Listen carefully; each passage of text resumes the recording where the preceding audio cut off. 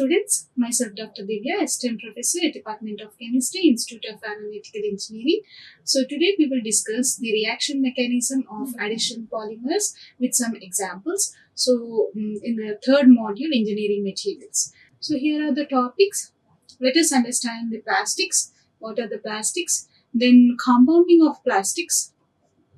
Then in the classification, addition and or chain growth polymerization and different types of addition reactions that are taking place through free radical mechanism, ionic mechanism and coordination mechanism with respective examples.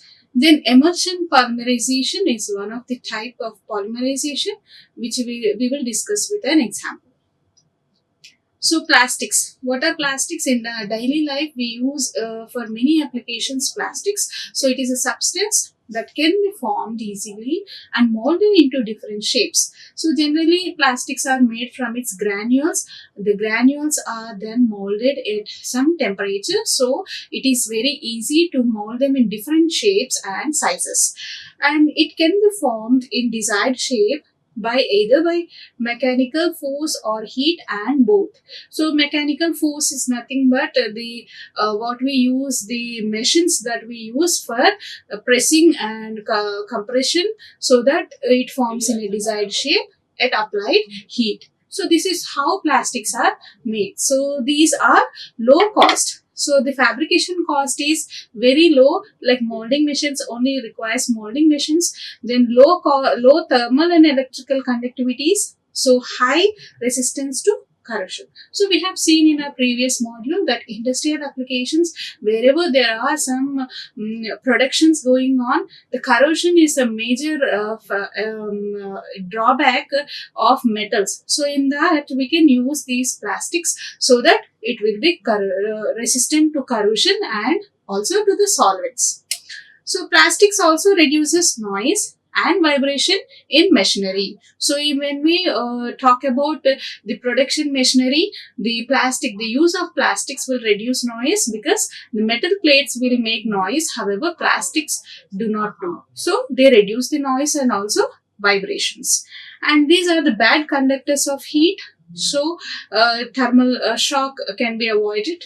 Then useful for making handles, also like handles and hot objects. So for handling hot objects like pressure cookers or the pans, if you see these handles, they are made of plastics.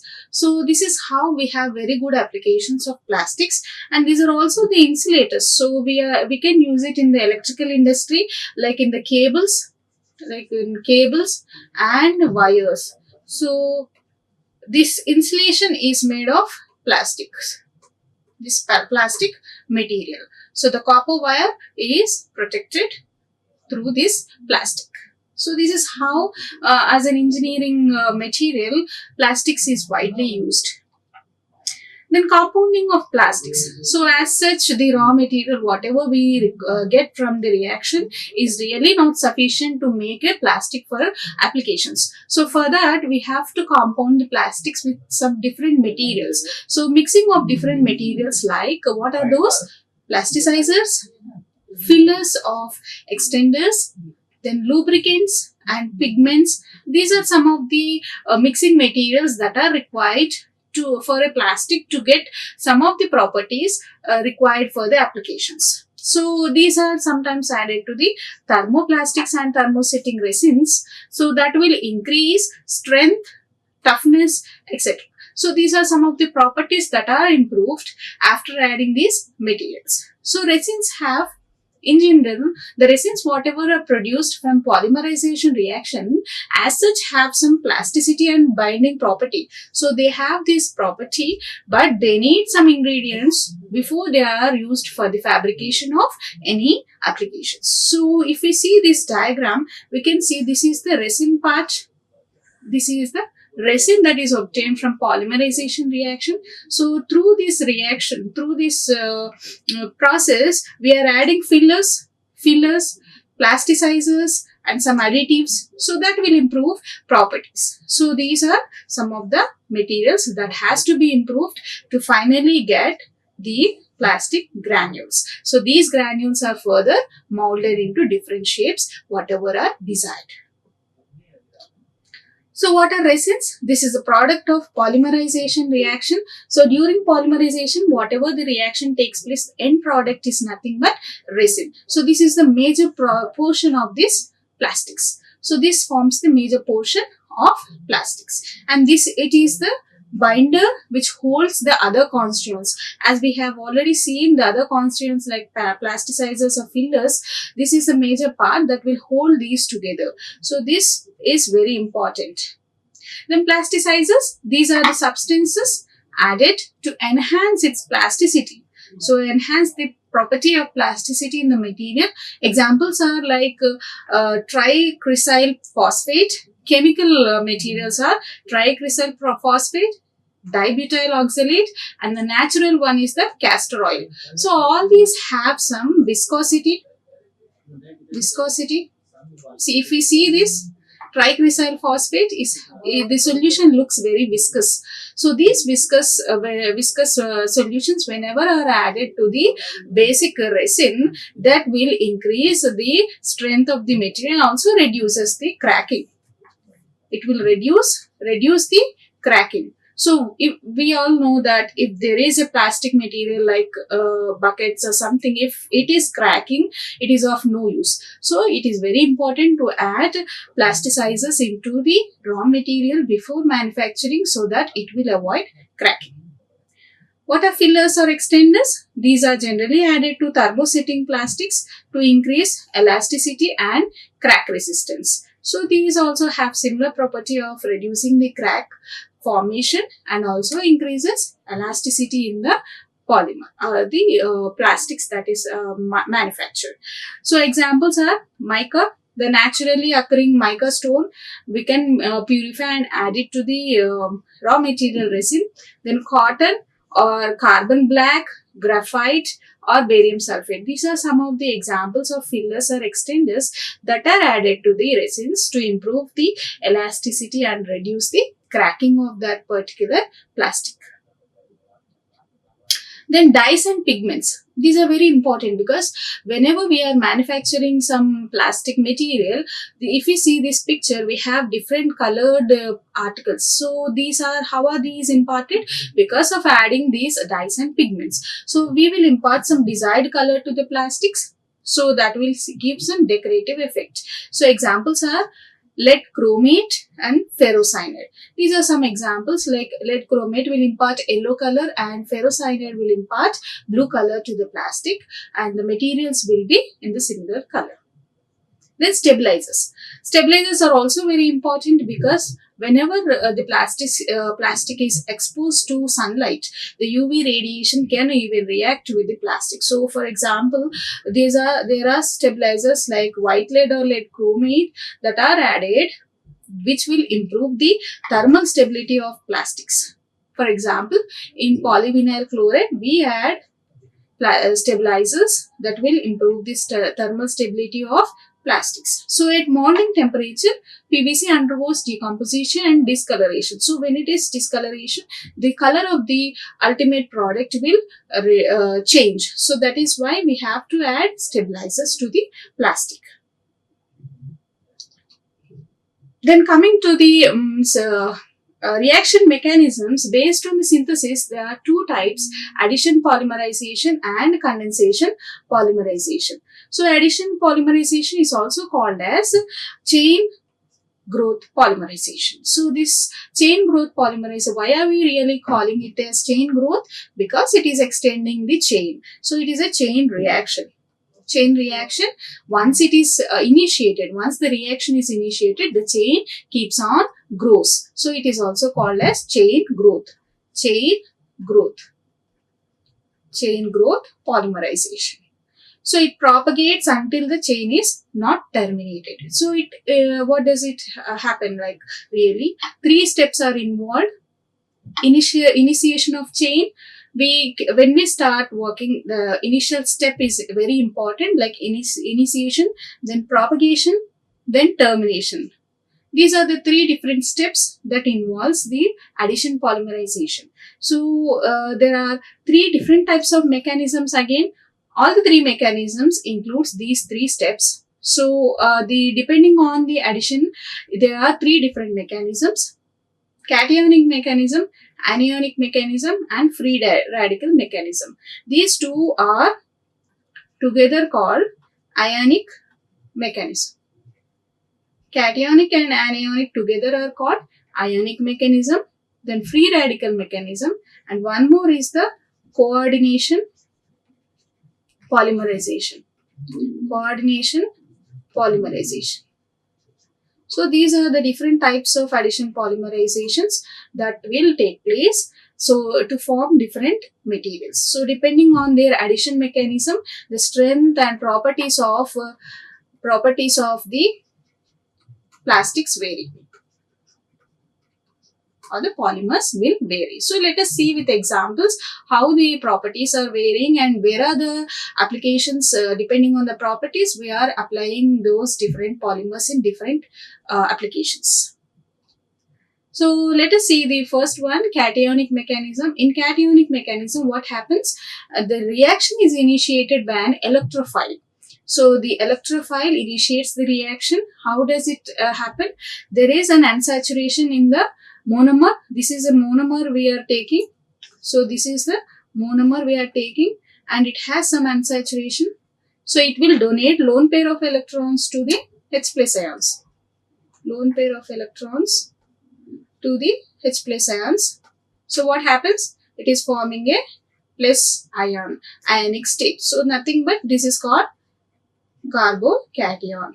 This is called carbocation. So the chain is initiated by carbocation, and thus it is called as cationic mechanism. So the reaction is terminated by the nucleophile. Ultimately, the reaction is finally terminated by nucleophile, and therefore the initiator is an electrophile, intermediate is a carbocation, and the inhibitor or the terminator is called is a nucleophile. This is how it takes place. Once it is forming a carbocation, again a monomer is added. This is the second monomer that is adding. So the chain is propagating. Forming a cation again. So this is how but however, at the ultimate step, at the end of the termination of this chain, there is a minus ion that is adding to this chain. Therefore, it is terminated by a nucleophile. This is how the addition mechanism takes place through cationic addition. So then comes the anionic mechanism. It is just the reverse of cationic, wherein the reaction is initiated by a nucleophile. So it accepts, the monomer will accept lone pair of electrons and then forms a nucleophile. So that carbanion. So this is a carbanion. So chain is initiated by an intermediate state, that is carbanion, and this will keep on increasing. This addition will keep on increasing and propagation takes place.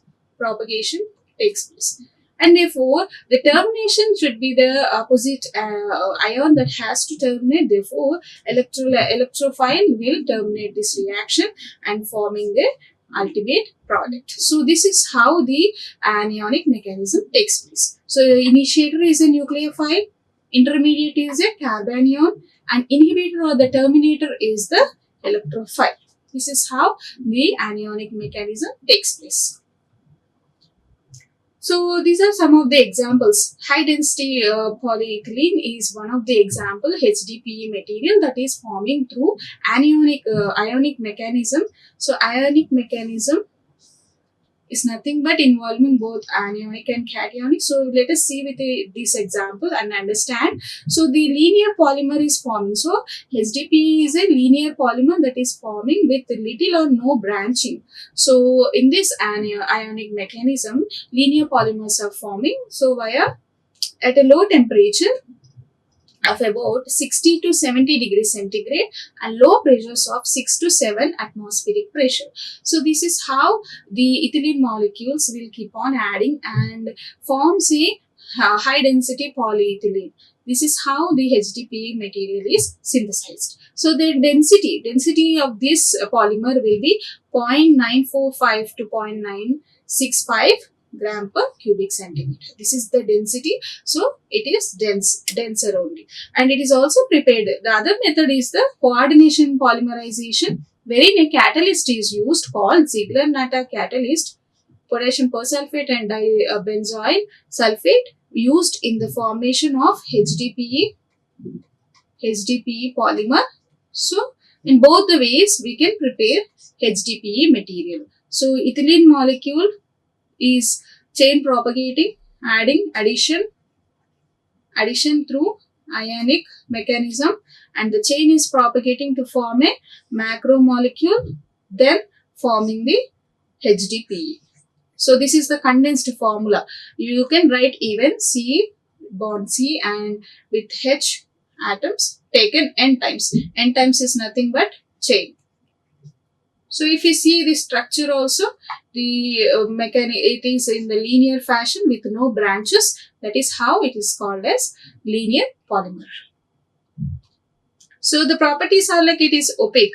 So if we see any HDPE material, for example, buckets or some containers, it will be opaque. No, it is not transparent or it is not transparent. So it has less impact strength and better barrier properties. What is barrier property? Whenever we take water in bucket, it is leakage proof. So it is nothing but the barrier property and better chemical resistance than HDPE. Better LDPE. So low density polymer. So we will see in details like LDPE also, and but it melts as 130 to 138 degrees centigrade. So these have very good applications because the melting point is also very high and it exhibits stiffness, toughness and good tensile strength and also heat resistance. If we see, for example, whenever we are taking buckets or dustbins or any containers, they don't melt so easily. So we have to send them for the recycling. It means the melting point is high. So they are heat resistant and have good tensile properties. So it has good applications in the formation and the manufacture of dustbins, cans, buckets and fuel tanks. So these are some of the good examples. And also corrugated pipes. So if we see these pipes, we generally use it for sinks and for other cabling purposes. So because they are resistant to chemicals, we can even use in the sinks also, say a pipeline in the sink. It is also used for the cable and wire insulations. So this is a cable jacket and these are the wires inside. There are 3 wires together. The insulation is happily like we can use it HDPE material so that it doesn't get damaged so easily. So this is how HDPE material has got good applications and these are the properties of HDPE material. So let us see what is the free radical mechanism. The next one in the addition polymerization, it is like the reaction is initiated by a free radical formation. So the intermediate is also a free radical.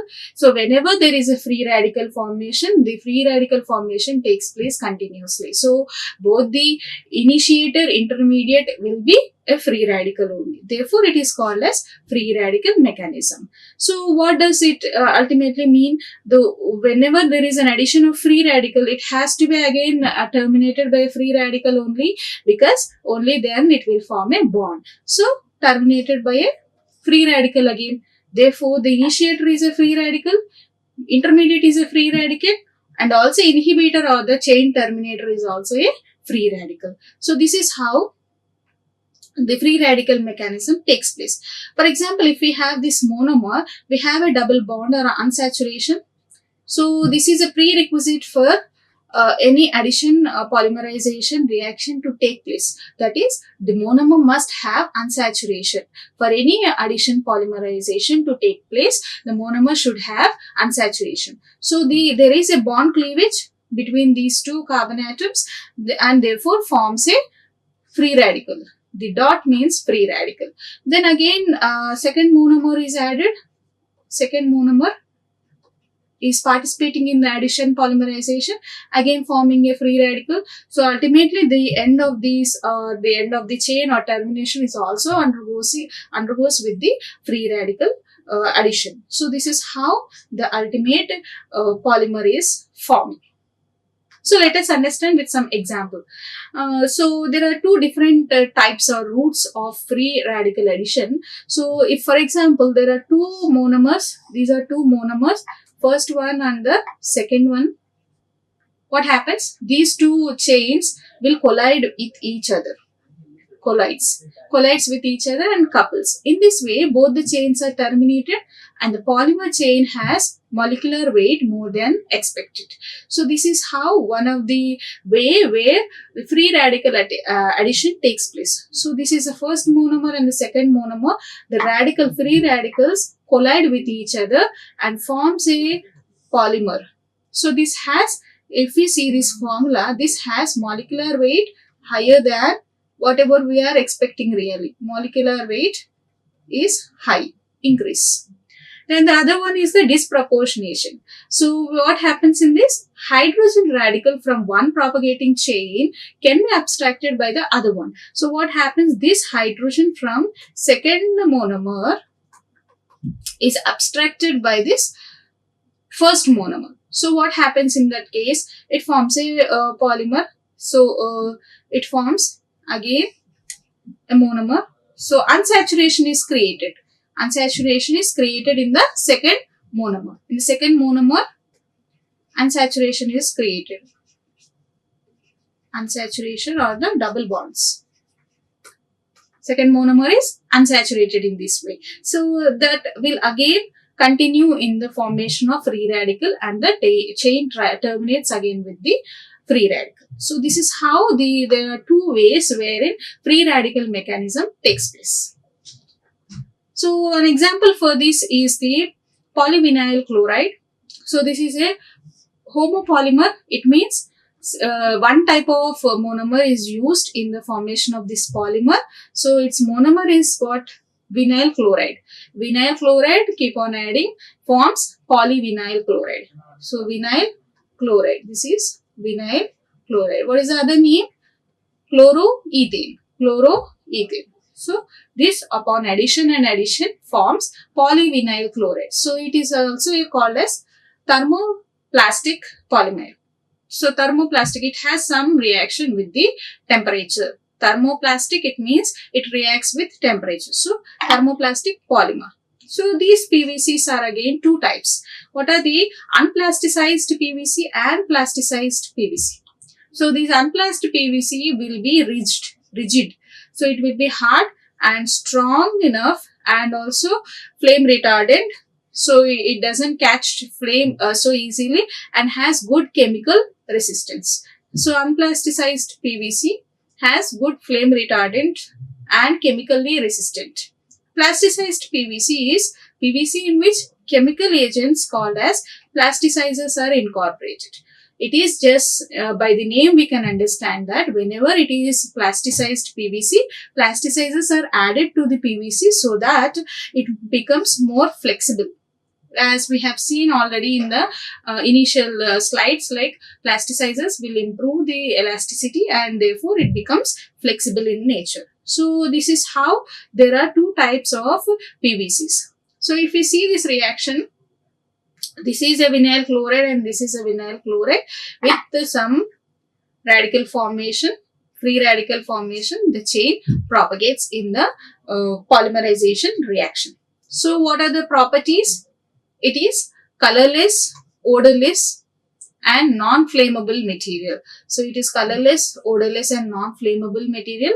So it is chemically inert and highly resistant to acids, alkalis and except plasticized PVC. So that is how it depends on the properties. With the properties, the application varies. So resistant to atmospheric oxygen and possess stiffness, rigidity compared to polyethylene, and it has lightweight, durability and easy processability, and is therefore used as a building material, replacing wood, metal, concrete. So if we see here, this man is installing PVC for the housing purposes. Whenever there are some countries wherein there are houses that are built very frequently, so in that cases they use these materials so that the cost will be reduced. They can replace wood, metal and concretes.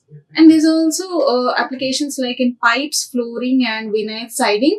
Nothing but we are using it for the windows or wall applications. And also flooring, these are the flooring for the PVC that is used in the flooring, the carpets. Then wire and cable insulations, again PVC is chemically resistant and electrical resistant, so therefore used in the wire and cable insulations. Then pool liners, if we see, this is the pool liner. There is a very colored pool. The blue color, whatever is reflected, is because of that lining that is inside the swimming pool. Then roof coating. On the roof, if we can coat this with PVC, it will be corrosion resistant and also can withstand leakage proof. So then carpet backing and raincoats. If we see, this kid is wearing a raincoat that is made of PVC material. So these are very good applications of PVC material synthesized from addition polymerization reaction. Then polyethylene. So other example is a polyethylene that is forming from a free radical mechanism. So it is a monomer, a homopolymer. It means the monomer used is ethene or ethylene. Only one type of monomer is used. Therefore, it is called as homopolymer and is mostly used in all the plastics. Polyethylene is the general word everyone, even the layman understands, is a plastic. It is used in all types of plastics. So it is again two types, low density polyethylene and high density polyethylene. As we have already seen, like these are the two different materials that are formed with the ethylene or ethene monomer, forming two different materials depending on their densities. So low density LDPE is a polymer of low density. So it is prepared by free radical mechanism at temperatures of 80 to 130 degrees centigrade. So it is forming at a little bit higher temperatures only. This is at high temperature only, like 80 to 350 under pressure of 1000 to 3000 atmospheric pressure. So this is also high pressure in the presence of oxygen. If you remember that HDPE is material that is prepared with low temperature and low pressure, LDPE is prepared at high temperature and high pressure in the presence of oxygen. And therefore the density, what is the density? 0.91 to 0.94 gram per cubic centimeter. So this is the density of this polymer. Therefore low density compared to HDPE. When the density decreases, the transparency increases. So we will see in the properties. So if we see in detail the polymerization reaction, there is a free radical formation because of an abstraction of hydrogen atom. So the chain A terminates. However, the chain B is propagating due to addition of one more monomer here. So finally forming branches. This is the branch polymer. So linear polymer is HDPE, branch polymer is LDPE. These two is very important to remember. Linear polymer is HDPE and branch polymer is LDPE. This is how the branches are forming. So one is the important point to understand is free radical mechanism will form branches due to its addition reaction. So this is very important to understand and remember. So due to this branching of polymer during this mechanism, it forms waxy transcurrent material, and then high impact strength, just having a high impact strength, low brittleness temperature, and film transparency. Just opposite to HDPE. HDPE is opaque. Here it has some transparency. If we, for example, if you see the packing material, These are the packing material that we use for the food wrapping when we buy it from stores. And also these polythene bags, if we see, they are transparent enough. So this is how we have to just remember. And it has got, however, got insulating properties. So they are electrically insulating. Still they are insulating because of polymer property. And they are also chemically inert and also has good resistance to acid and alkalis. So, however, the temperature of melting is low, like 107 to 120 degrees centigrade. If, for example, if we just leave the polythene bag near stove, it catches the fire. It is nothing but having low temperature, like cooking temperature, like 107 to 120 degrees centigrade is very low, and is flexible at wide temperature range. So that is how we are able to manufacture polythene bags. Then it is used in the packing material for food and garments. Wherever we buy some clothing, we get polythene bags. So that is nothing but LDPE. If we just check on the bag, there will be some mark like this, LDPE with some number, 1 or 2, or it depends on the recycling process. If it is marked like this, it is recyclable. So that is how we have to just take care of polythene bags whenever we are getting polythene bags. So only if we need, we have to take the polythene bags. So this is again used in squeeze bottles, nothing but the bottles that we use for the DI water or the purified water. And coatings and wrappings, then cables and insulation wires. Commonly, if we see, all the polymer materials are used in the cable and wiring. So there are different types of cables. So if you see this type of cabling, it will be some elastic. It has some elastic property. So and also smooth. So in that type of insulations, LDPE is used. So these are the applications of LDPE with the properties that are outstanding for flexible applications. Then the other type of polymerization reaction is the coordination polymerization reaction, that is in the addition polymerization. It is carried out in the presence of Ziegler-Natta catalyst, triethylene aluminium and titanium tetrachloride. So this is the catalyst that is used. Catalyst name triethyl aluminium and titanium tetrachloride. A combination is nothing but Ziegler-Natta catalyst. So for example, ethene monomer for HDPE formation only, if we see, HDPE again can be formed through this coordination polymerization reaction. Ethene monomer approaches towards the catalyst surface titanium. So this is the monomer approaching the titanium catalyst, the metal, and forms pi complex due to the lone electron lone pairs. It uses the pi electrons and interacts with the alkyl group, yielding a transition state. This is the transition state complex. So the pi bonding is taking place. Let us see here. See, here is the pi bonding between the monomer and the metal. So this is how the complex forms, and then the titanium alkyl bond breaks and forms titanium monomer. So these bonds break and forms. This is the transition state.